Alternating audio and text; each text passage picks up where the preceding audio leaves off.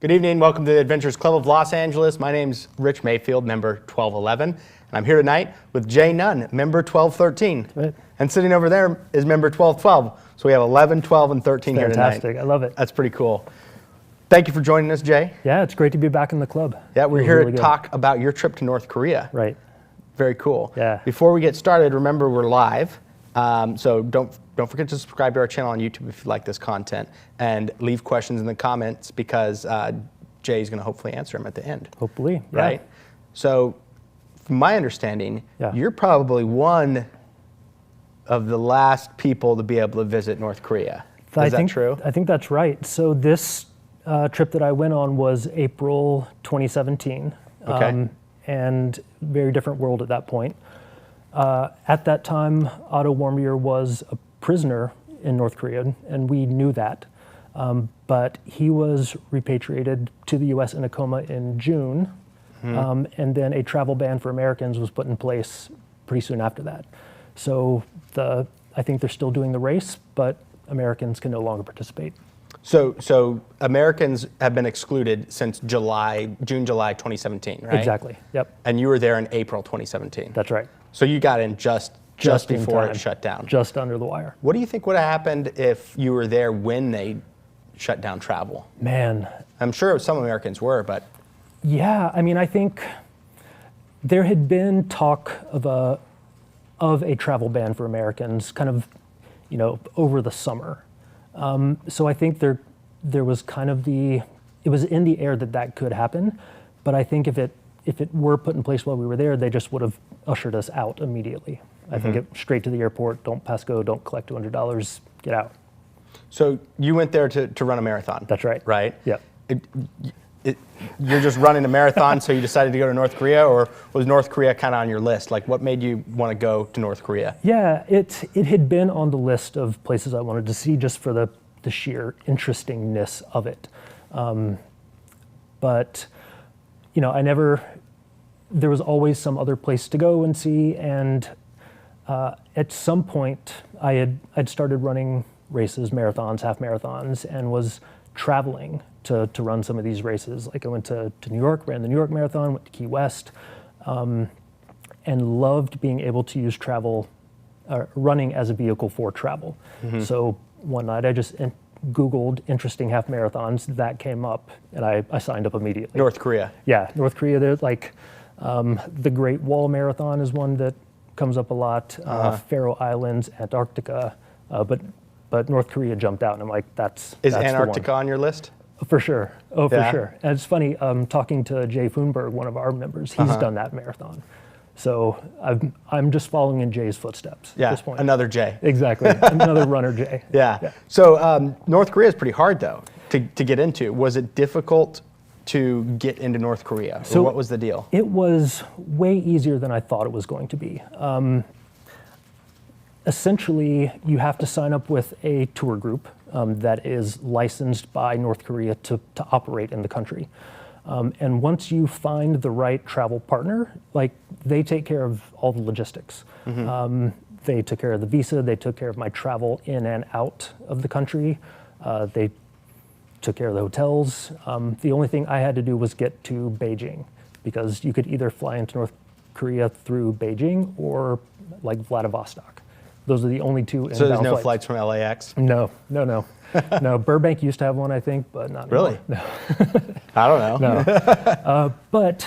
And then once you're there, you don't have to, the logistics are still easy because you can't do anything that is not sanctioned by your tour company. As from the second we got off the plane at the airport to the second we got back on the plane at the end of the trip, we were with our tour group the entire time. The itinerary was set by them, meals were set by them. There was no chance to go off the reservation at all. So you couldn't just walk down the block to get a case of beer or something, you or had some to be gum? There was one point. It was like one night at the hotel, like a kind of in a weird alley next to the hotel. There was the hotel bar, which was essentially it was like a brewery. It had like 2 tables and some vats of beer.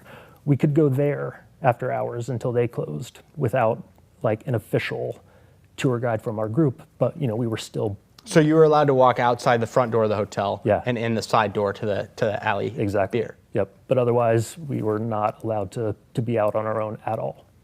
Did anybody ever go?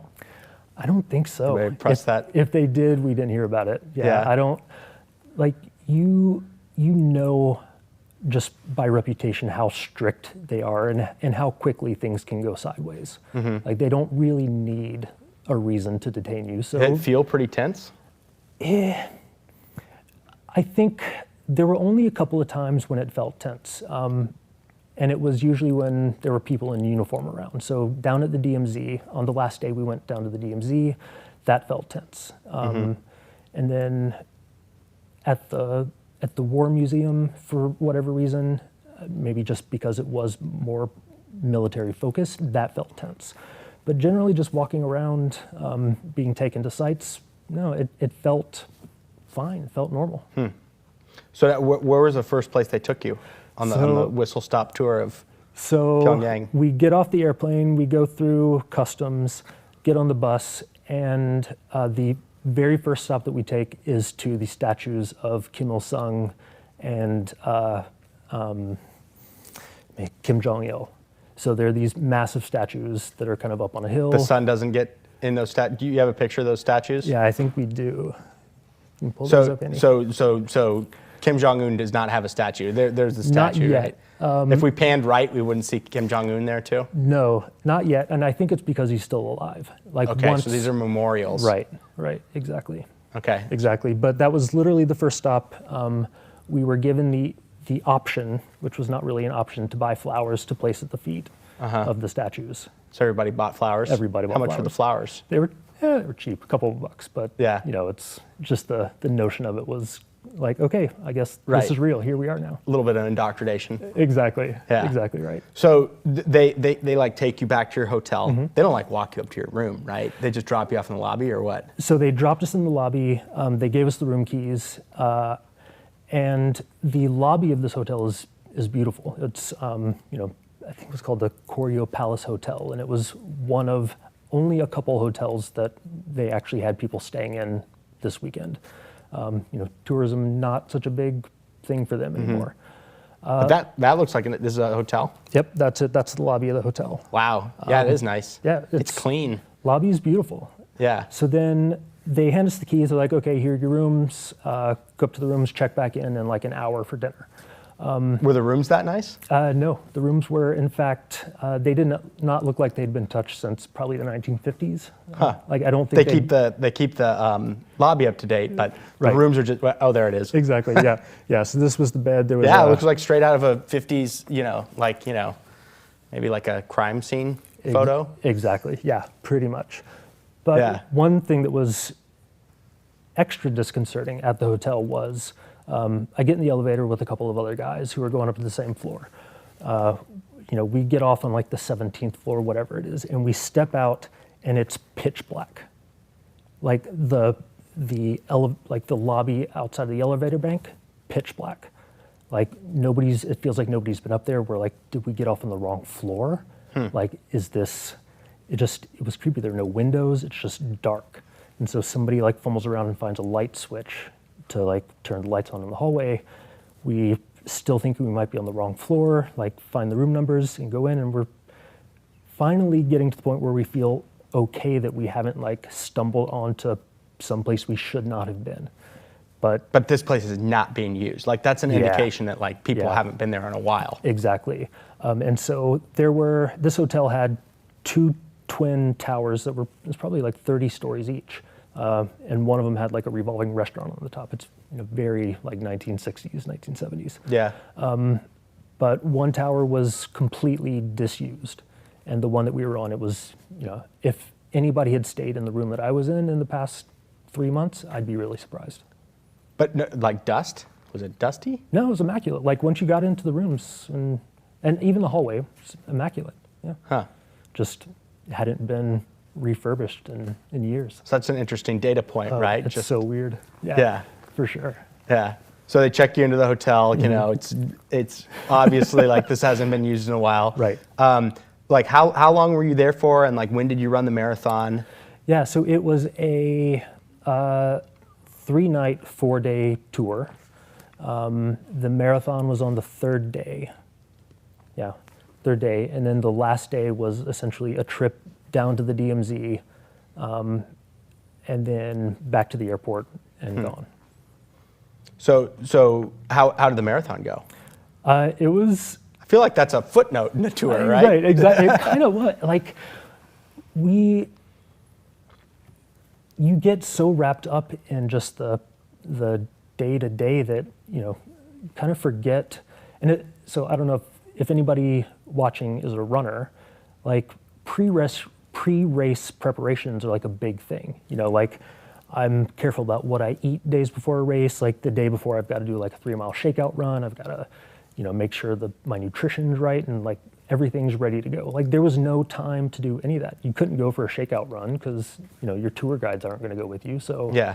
But they couldn't like take you to the track or something? Like that wasn't part of it? There was no time in the itinerary of interesting places that they needed to show us. So this tour group wasn't was it for the marathon? It was for the marathon. So everybody there was for the marathon. Right. But exactly. they didn't think to adjust the itinerary to accommodate any. Not at all. Like where'd they take you the night before? Like sushi or what?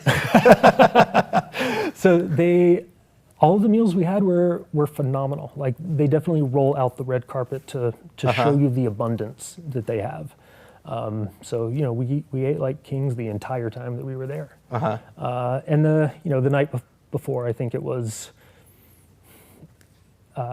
standard like Korean semi-buffet and like a pub. Interesting. Yeah, surprisingly a good craft beer scene in Pyongyang. Really? Yeah. Craft beer. Craft beer. How many breweries did you go to? We went 3. 3 breweries? 3 breweries. So you went to like all of them. Did it feel like you went to all of them? It kind of did. Yeah. Yeah. Yeah, it did. And you got the sense that like maybe it's the same brewery with like 3 different. Was it modeled after like the craft brewery experience in the U.S.? It felt more German actually. It felt Really? very European. Yeah. But it didn't feel like it was a North Korean thing. It felt like it was like a. Yeah, it felt like a European import. That's something that they recognize that other parts of the world value, and that's something they should adopt and show to the world. Right. It's like they looked in the Lonely Planet guide and look, there's a section on the, Right. the craft brew scene. We need a craft brew scene. So they Exactly. created a craft brew scene. Exactly. Yeah. Exactly right. So, we talked about a little bit earlier about all the propaganda and Yeah. the handling Yeah. and the, what do you call it? I would say straight indoctrination. The first thing Yeah. they did is had you go pay tribute to their Exactly leaders, right. right? Yeah. Exactly. So, were you like under that propaganda the entire time? Yeah, I mean, you're with your tour group and your tour guides who are, government officials, and their job is to, 1, make sure you're not doing anything you're not supposed to do, but 2 is to sell you the country. And you're, or at least I was, constantly playing this game of where on the propaganda spectrum am I right now? Like, is this a full-blown right out lie that they know that they're telling me, or is it something that they just believe to be true, or is my tour guide telling me a legitimate fact about herself? Like they would talk about their kids and their families and what they studied in school and what they wanted to be when they grew up, and you're just like, this feels real, but I can't tell. That is their job, right? That's literally their job. Huh. So maybe the whole thing was scripted? It could be. Maybe I was the only one who wasn't in on the joke. Maybe all the Europeans were also part of it. No, I have no idea. It felt like you just never quite knew which way was up. Huh. Now, so you were with some Europeans. What countries were that? Some other people from? Heavily represented by Norway and Denmark. Good Swedish representation. Trying to think. There were several European expats, mostly French, who were living in Asia at the time, Singapore, Hong Kong.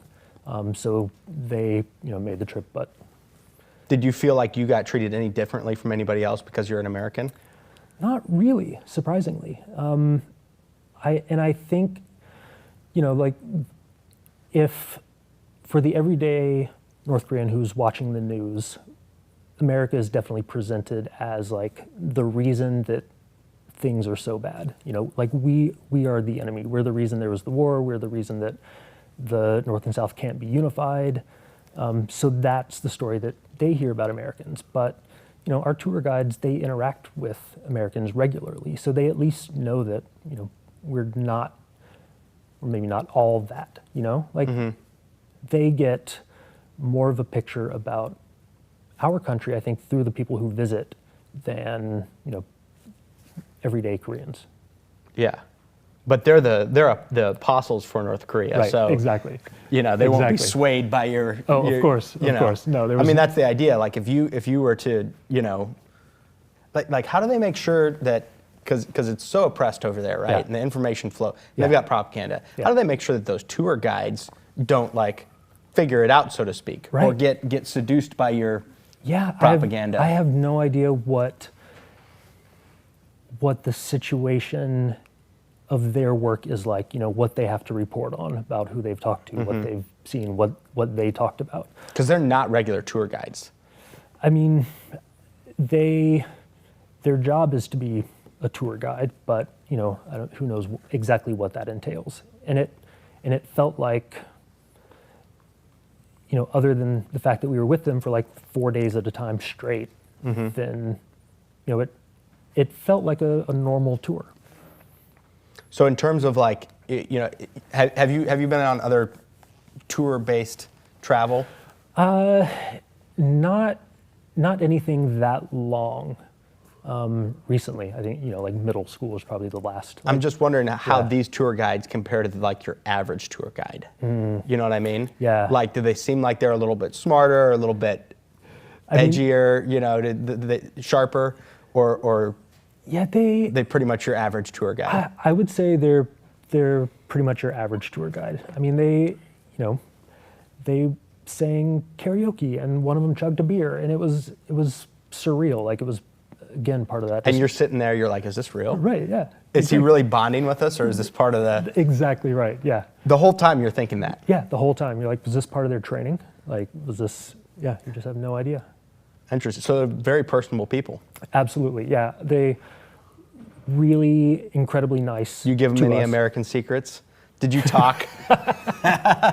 Loose lips sink ships. The secrets Jay. I have would not... Yeah. No, it's not moving the needle. So tell us about some of the interesting places they took you on this whistle stop tour. You mentioned the DMZ. I want to get to that later because that was the last thing. Yeah. But what were some of the interesting spots that you got to see? One of the things that they're very proud of is their subway system, and it's a pretty extensive subway system throughout the capital. There, maybe like 20 stops. It's one of the deepest subways in the world, and each station is just immaculately beautiful. This is a picture of one of the stations, Yeah, right? that's one of the stations. Wow. And And look at those glass sculptures. That's like... Yeah, like there were glass sculptures, there were murals, there were mosaics everywhere. Like it's beautiful. So they're very proud of their subway. We also went to, there's a giant statue, like basically kind of an obelisk with a flame at the top, called the Juche Tower. And Juche is their national philosophy on self-reliance that kind of underpins the society. And so we went to visit that, and at the base of it, it was kind of interesting. There were plaques and well wishes from like other socialist groups, workers groups across the world who had, written in solidarity to the. So what state. is the philosophy called? Juche? Juche, yep. And that's basically self-reliance. Essentially, yeah. It's one of those things where if you start to dig too deep into the details, it doesn't make sense anymore. But it's essentially that you have to be a strong, self-reliant person to lift up the party and the country. Pretty convenient mantra to really give your is. people It really if you're not is. giving them anything, and Right, exactly right. it's like it's important to be strong because you have nothing. Exactly. Right? Just be a little more self-reliant, please. Yeah. Oh, times are tough. You're a great North Korean. Exactly. So right. this is a picture of all the social. So each one of these plaques is like a tribute. Like it's like hold strong, fellow commies. Basically, yeah, exactly right. Yep. What is that? Portugal? Yeah, there were some from Portugal. I know Portugal was communist. There were some from the U.S. I mean, these weren't necessarily communist countries, but Oh, okay. So who sends these plaques? so like if there is a like a workers' organization within a country, Okay. not necessarily a government organization, but just a private private group, they could send that in, just as a show of solidarity with the workers of the world. Interesting. Yeah. Workers unite, right? Exactly right. Yeah. So, Andy kind of jumped the gun on the video here. That's fine. I want to play that video that you showed me earlier. Yeah. What? Can you go ahead and play that one so everybody knows what that was? Okay. So there were. So what's going on here? Okay, it was so surreal. At certain points, usually like before dawn or just after sunset, there would be this weird eerie music playing throughout the Capitol, and you had no idea where it was coming from. Like this was one that I took outside of the hotel at night. When we got back to the hotel, it just happened to be playing, and I thought to capture it, but like it was just eerie and kind of pervading through everywhere. And there was it like the national anthem or something? I literally have no But idea. it sounded kind of creepy. It sounded like something you'd find on a stock music track for ghost music or something, right? Exactly. So I, they would play it in the morning, and super jet lagged. I'd never had the wherewithal to think to record it. Yeah. So I asked one of the tour guides about it later that day, and they're like, no idea what you're talking about. There's no music. We don't play music throughout the Capitol. And I've read about it since, like that people are continuously hearing this music that's played at dawn and at sunset, and there's virtually no acknowledgement that this is a thing that happens. Just totally gaslighting you. Completely, yeah. It was. So if a tourist asks a tour guide, they're like, what music? What music? So it's like this little secret thing, because I mean the people have to know. Like they just wouldn't play creepy music and be like. You would think. It's got to be Right. So they're like trying to keep like some sort of secret. It's like, hey, that's our secret Right. thing. Yeah. Exactly. That's interesting. Yeah. It was. Then there's really no bizarre. explanation. Like if you go deep on Reddit or whatever, there's not some people that are like, this is what that is. There could be. I haven't like gone down the wormhole to figure it out, but the searching that I did to try to find what the hell this was, nothing. Nothing. Yeah. Other than other people saying that they've heard it and have no idea what it was. Yeah. So you're not crazy, right? You videotaped it, right? And other people have experienced it well, right? But that's crazy. Yeah. Yeah. I have no explanation for it at all. So what do you think they're doing? I think it's like my honest opinion is that it's something that they started doing years ago, and it like maybe as a call to like wake people up to get ready for work, and just it's such a routine part of everyday life that you don't even notice it anymore. That it's just, oh yeah, maybe there's music. I don't know. Maybe nobody knows. Yeah. I feel like everything's pretty tightly controlled. I feel like it is. Yeah. But I mean, bureaucracies, right? Like crazy bureaucracies where, maybe some guy's just like, yeah, I've always been the music guy. Right. This is and my nobody job. He keeps getting paid, so he just keeps playing the music every day, and everybody's just standing around being like, I don't know what it is. It must be official, right? Right. Exactly. Exactly right. Yeah. So that could be the case, right? Could be the case. Absolutely. Wow. Yeah. Guess we'll have to go back and find out. It is going to be interesting, right? And you're in a good position. I don't know if I'm going to ever be in this position, but you visited when the curtain is down, so to speak. And I always said it would be very interesting if you got to go to Berlin and like East Berlin before the wall came down, like in like early 80s. Right. And then, right after it came down in like, came down in 89, so like 92 or something. So like before and after. Yeah. You're going to have the opportunity to do that. Yeah. I don't know when North Korea is going to open up. Yeah, man. For sure. But probably within our lifetimes, right? I would hope so, yeah. Yeah. I'm legitimately hopeful that that will happen. There were some people on the trip who, were a little older. They'd been to North Korea before, and I'm sure some of our members can relate to this, of like, they said now in North Korea, or back in 2017 in North Korea, it felt like China in the 70s. Before there was, maybe the 60s, before, Nixon went, before it was more integrated with the outside world, when it was very isolationist, that they say North Korea now feels like that. Do you think it's going to happen gradually, or you think it's going to happen violently? Man, I don't know. My hope is that it's gradual and mutually beneficial for everybody who lives there. But when you look into what the options are for reconciliation between the North and South, like, there are no good answers. Like, there's not a good win-win on the table right now. So it's, man, I don't know. It's above my pay grade, but.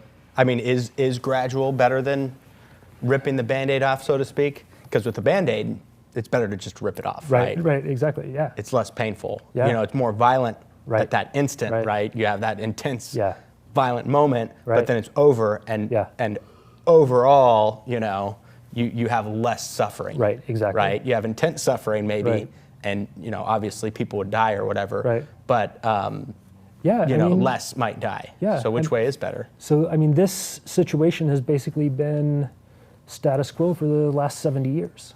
Isn't that crazy? Yeah. Yeah, so, at what point does ripping the Band-Aid off, like how many people have suffered in those 70 years, right? Yeah, quite a few. Yeah. So, yeah, I don't know what the answer is, but I'm hopeful that it'll turn out well. Did you make any friends over there? With some other people from the group. No pen pals in North Korea that I'm keeping up with, no. No. Literally the people that we were able to interact with on the trip were our tour guides, and occasionally like a clerk at a store or a waitress or something like that. And for the most part, our tour guide spoke perfect English, but my Korean kind of wasn't to the point where I felt like I could really converse with, just anybody that I met. It was actually interesting. In the North, like, the Korean language is basically the same as in the South. The same words basically, but in the South you speak very, like, there are a lot of like hierarchical tenses that you use depending on whether the person you're speaking to is older than you, younger than you, higher status. Like, you speak very formally to your boss, but you speak very informally to your friends. So you have to constantly be aware of like how old people are and like what your status in the group is to know how to speak to people. In North Korea, since it's in theory a very egalitarian society, everybody just speaks formally to everybody. So like the Korean that I learned when I was in South Korea was very informal, just like speaking with my friends or like to the students that I was teaching. And that, like, speaking that informally in North Korea is how you would speak to basically a small child or like a pet. So like there was huge opportunity to like really mess up and insult somebody by speaking too informally to them. So I tried to stay away from. Now, how many opportunities did you have to converse with people that weren't your tour guides? Essentially, when we'd go out for dinner, or go out for a drink or something, or speaking to someone like at the few gift shops that they took us to, like you could speak to people. There was no point where you needed to speak Korean, but it was, yeah. So did all the people in the gift shops and the servers and stuff speak English? Oh yeah. Really? Yeah, so they, again, this is from the tour guide, so take it with a grain of salt, but it used to be that in school, people probably our age would have grown up speaking either Korean and either Russian or Chinese. And now in school they learn Korean and either Chinese or English. That's an interesting shift. Yeah. Yes, I guess, So, it's interesting that your waitress and the person at the gift shop all spoke English. Yeah. Oh, for pretty sure. well, Yeah. pretty good English. Yeah, absolutely. Yeah. I don't know to what extent, the population is educated enough to learn, or what percentage of the population gets the education where they can learn other languages. But if you have those skills, like if you have had the privilege to go to school and to learn languages, you have the opportunity to work these jobs in the capital and interact with tourists. You think those were government operatives? I mean, to the extent you're thinking that every time, right? Yeah, exactly. Yeah. And it's a completely state-run economy. So technically, everybody's a government operative. Yeah, absolutely. But you think they're trained to deal with tourists? Yes, 100%. Yeah, 100%. Huh. Yeah, I don't think, I don't think you get one of those jobs if you're not of a certain position in the party and you have certain skills to be able to speak the language and interact with people that would come in as tourists. It's interesting. Yeah. You ever go to a fake grocery store? Did they show you a fake grocery store? We did go to the fake grocery store. Really? So that's a thing? It's a thing. I have heard, so there's like a really good Vice documentary about going there and how they felt like they just lingered a little too long and the facade started to crumble. I didn't have that experience in the grocery store where like people were checking out and then kept checking out and just kept checking out like that. I didn't have that experience, but like the shelves were just so packed full of things that you're like, why? That doesn't even make sense that they would put this many things on the shelves.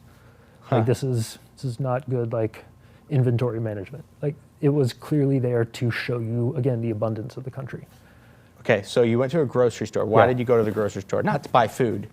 They literally said, "Do you want to see a store?" Yeah, they're like, "We want to show you one of our markets," and this was the one opportunity that we would have on the trip to exchange either your dollars or yuan, which were the only currencies that tourists could pay with, into North Korean currency, transact, and then you have to like reconvert your change.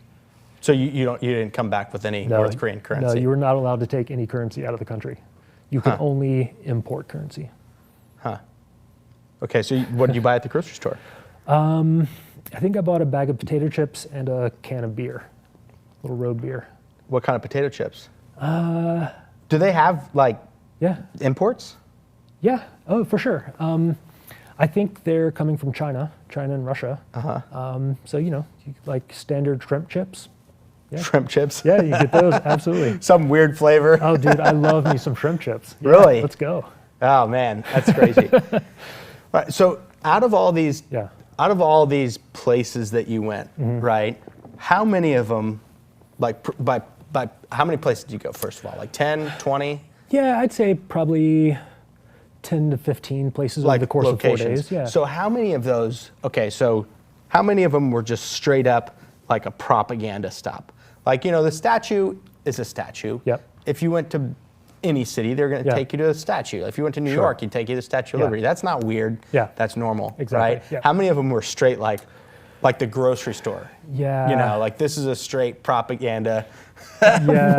What is this charade that they're putting me through? I mean, I would say at least a third of these places felt like the only reason they were taking us, and this was like restaurants included, were intended to show us something that may not be representative of the country as a whole. One of the weirdest places that they took us was, so there's like this part of the city in North Korea they're very big on sport. Like sports are incredibly important to them. It's one of the ways that they show their strength, for lack of a better term, as a country. They compete at the Olympics every couple of years and usually are well represented relative to their size. So they funnel a lot of money into their sports programs. So we actually visited the soccer school where, as a young child, you're shipped off to basically your job is to play soccer. So there's this one part of the city that is like very specific training schools for individual sports. Like there's a badminton building, and next to it there's like the cricket building. There's so it's like the sports district. Yeah, the sports district. Yeah. So there was one that was like the shooting and archery center, and they took us. This was like one of the last stops of the day, and you could go to the shooting range, and you could either do like normal targets with handguns, 20 yards or whatever, or 50 yards. Or you could shoot chickens. What? Shoot chickens with rifles. There's like a long range, and at the end of it, kind of behind some chicken wire, there were like 4 or 5 chickens just kind of jumping around. And for like... Oh, they didn't just let them go? They were just in a cage at the end? Yeah. I mean, they were like free range, In their cage. In their cage. Yeah. But yeah, so... it was... So what happens? Does a chicken just explode? Like, I don't know what happens when you hit a chicken with a high-powered rifle. Yeah, I mean... What were you guys shooting? I don't know exactly. Did you shoot a chicken? I did not shoot a chicken. It feels bad, but chickens are kind of like, it's like a lizard, right? Kind of is. Yeah. It's going to get eaten. Right. It's not going to go to waste, right? They're going to eat that chicken. Yes. So You didn't shoot a chicken, though. I did not shoot a chicken. But did anybody in your group? Yeah. Okay. So what happens when a chicken gets shot? So the ones that I remember, the ones that are seared in my head, are where the chicken was just kind of like they winged it or nicked it, and then it would kind of like stumble around, and eventually it'd fall down. And it's far enough away, and it's behind. There's like a glass window kind of at the shooter's end of the range, and so you're like looking through this. There's some glare, and then you can't. It's far enough away that you're not close up enough to tell exactly what's happening to these chickens. But a few were shot and killed, and then I don't know how this came to be like the policy, but if you shoot a chicken, you got to keep it. So you got to keep it. You have to keep it. You were allowed to keep it. Okay. So who in your group was the chicken shooters? So there were the Danes? There were a few guys, the friggin' Danes.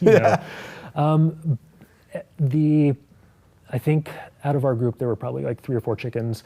They were gifted to our bus driver as a But they like hand it to you, and you're walking back to the bus like this is bloody chicken, right. Or is it they put it in a bag for you? Yeah. Okay. Plastic bag. They gifted it to the bus driver. Yeah. What were you shooting? Like what caliber?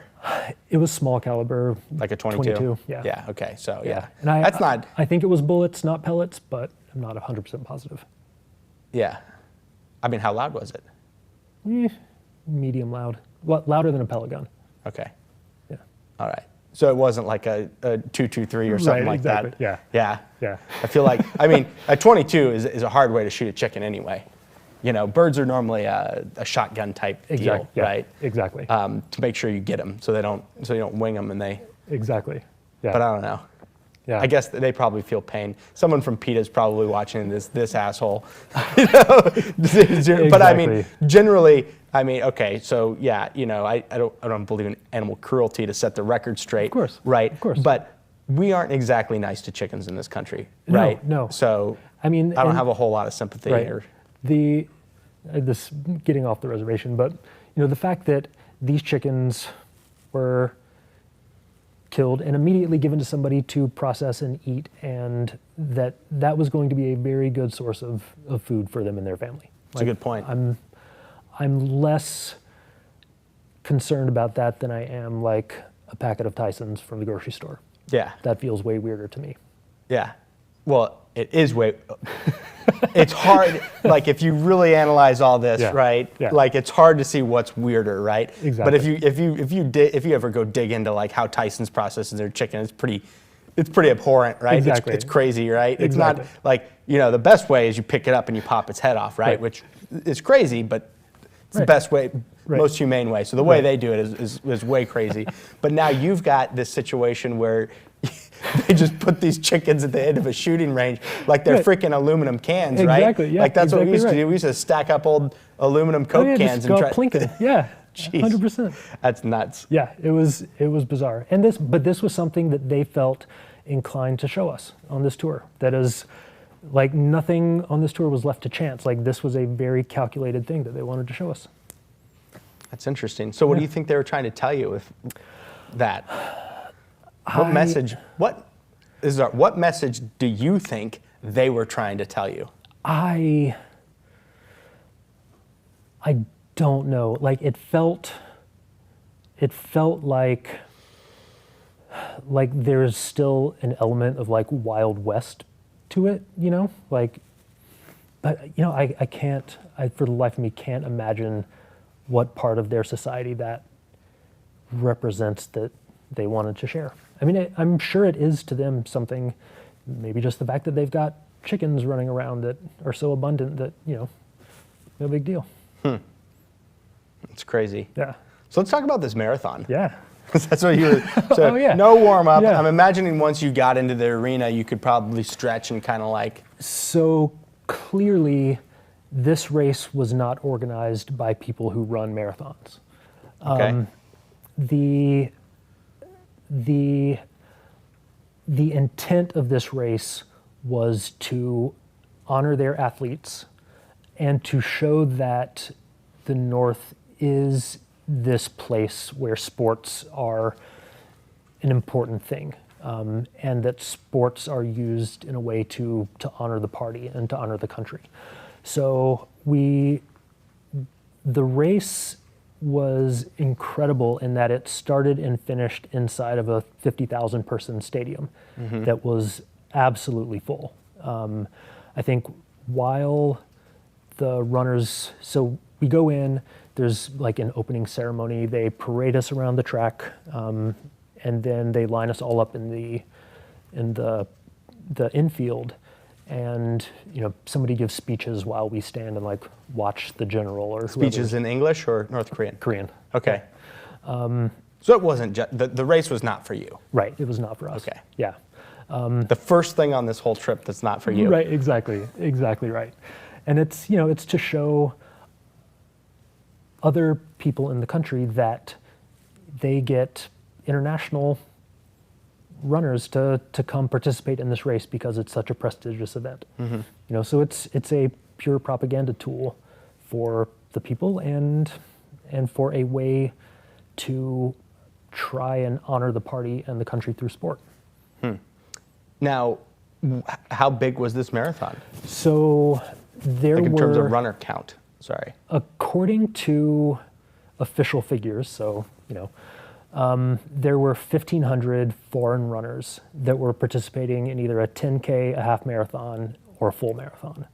And I imagine it was probably pretty evenly split. Maybe the full marathon was a little less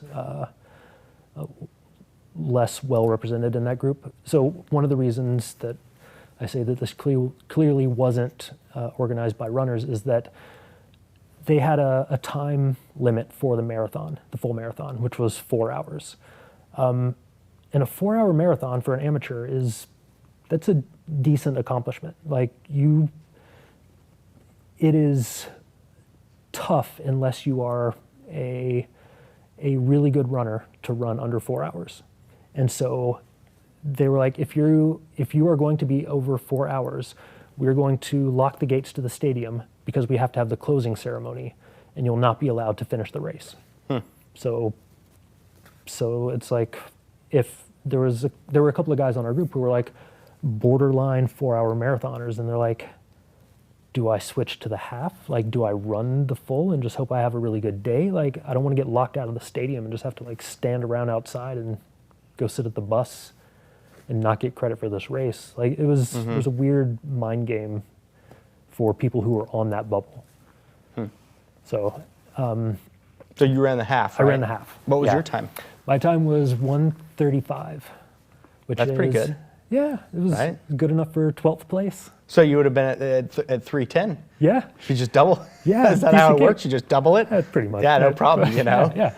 Yeah. Just what's another 13 miles? It's Yeah. fine. So, yeah. So, based on your experience at other Yeah. marathons, Uh-huh. were there 1,500 people there? It seemed a little light. Maybe Yeah. I mean maybe it was somewhere between 1,000 and 1,500.